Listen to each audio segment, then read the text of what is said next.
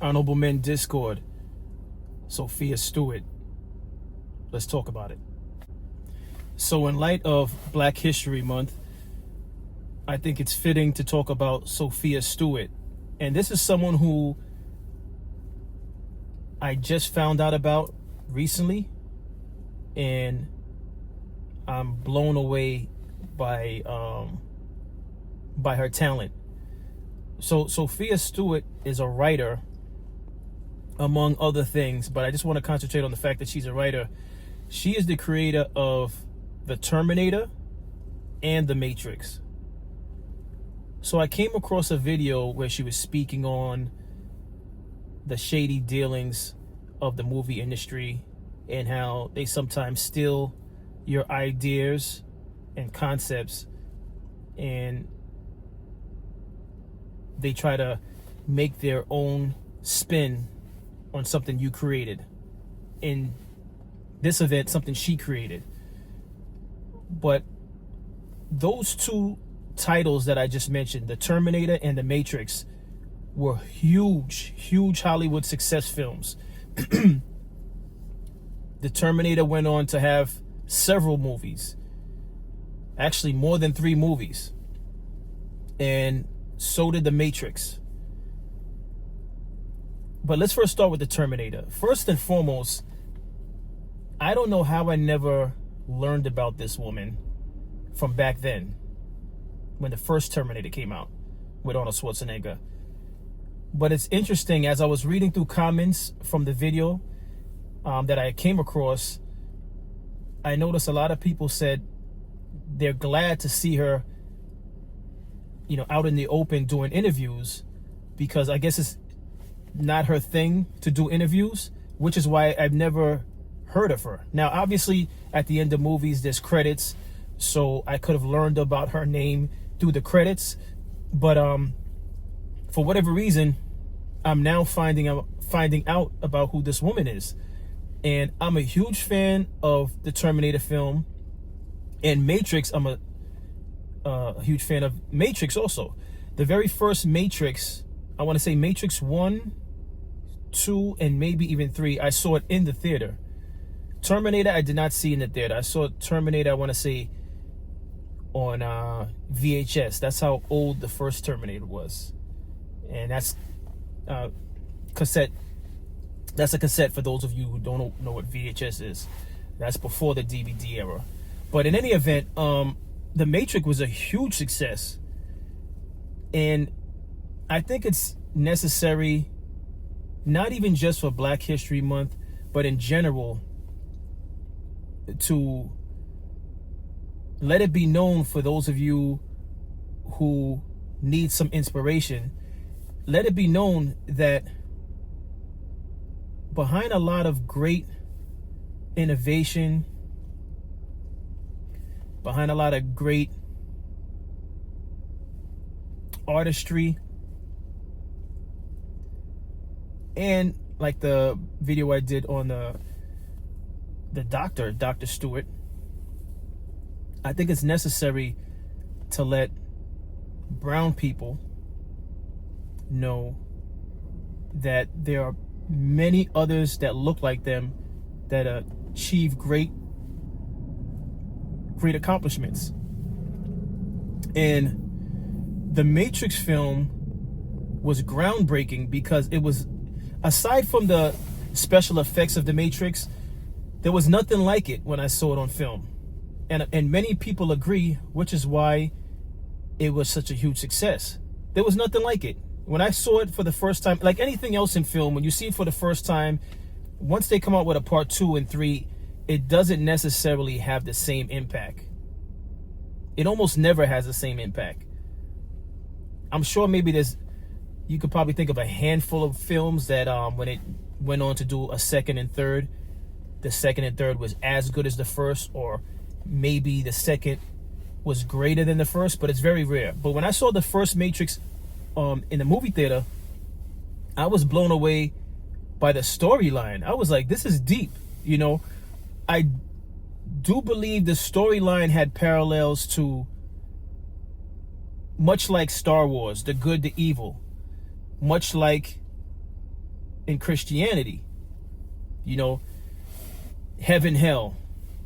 You know, parallels, I believe many of them have parallels, or many of them have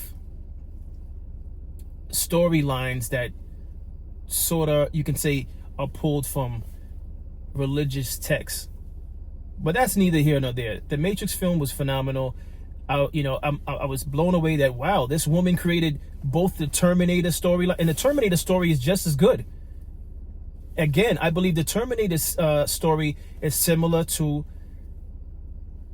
some things that are within the Bible. You know, Terminator was basically forecasting the future, how the world would look when the machines take over. We're living that now, as far as AI is concerned. That was like pretty much the story of Terminator. And you must look at how many years ago that was when she wrote Terminator, right? So the parallels to Terminator in stories in the Bible is almost like the last days of the earth, or when the earth is ran by the machines. You could look at that as like Revelation. If you haven't seen Sophia's interview with Hype, take a look at this clip. Wait. I've never heard nobody on any interview say, where's their copyrights? Where's their trademarks? Where are their books?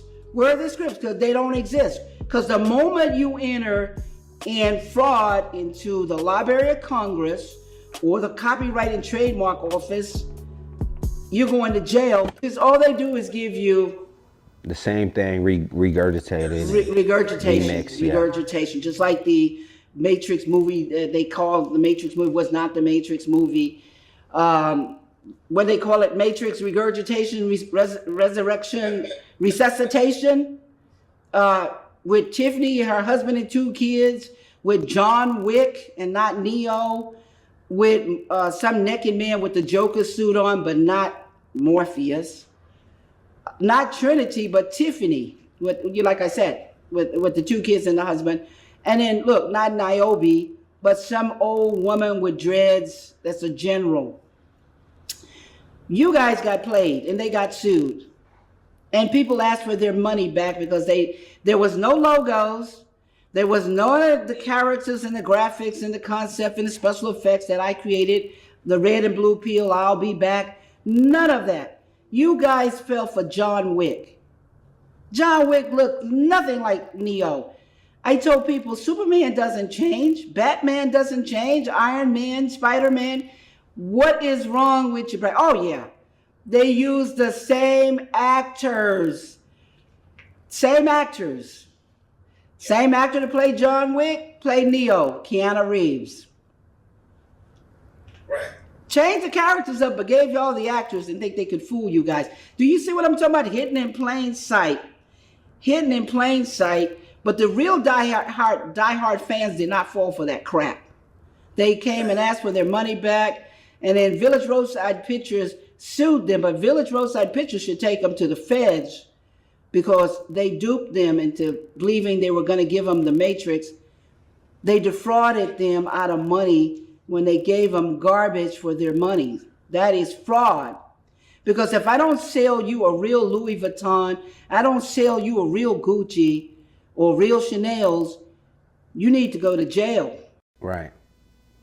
So I looked at some of the court documents, and there was a lot of denying from James Cameron, the Wachowski brothers, of course Fox. Everybody was like denying it. They said denying what? What were they denying? They were denying that. Of course, they're not saying that they took from your work. They were denying that they never met you. I just saw a lot of. Based on what I was reading, everyone was just there was no trying such to thing as reject taken from my work. They adapted my work to the screen. The derivative movies belong to me. It's like I'm the mother, and I had 3 babies in the hospital, and you came in the hospital and you stole my babies. Well, the babies, I came first. The babies came second. So if my book came first and the movies came second, then you know where the movies came from. They came from me, the babies, because I'm the source. Come on. Wait a minute, wait.